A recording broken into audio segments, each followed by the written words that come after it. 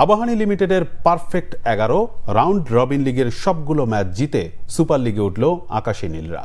এবার তাদের শিকার দ্বিতীয় স্থানে থাকা শেখ জামাল ধানমন্ডি ক্লাব। শরীফুল তাসকিনদের পেস আগুনে মাত্র 88 রানে all out Sheikh Jamal. Abahani match জিতল 10 উইকেট হাতে রেখে।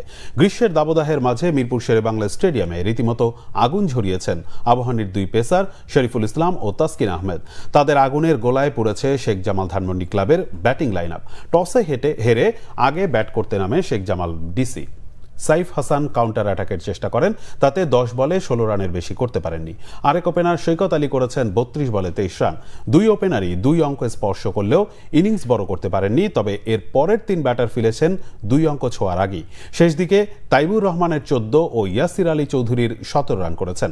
এরপরও 100 আগেই অল আউট হয়েছে দল।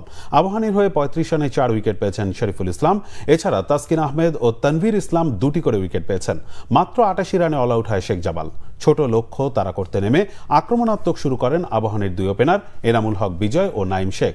বিজয় অপরাজিত থেকেছেন 22 বলে 37 রান করে, আর নাইম পেয়েছেন 50-র দেখা। 40 বলে অপরাজিত 53 রান করেছেন এই ওপেনার।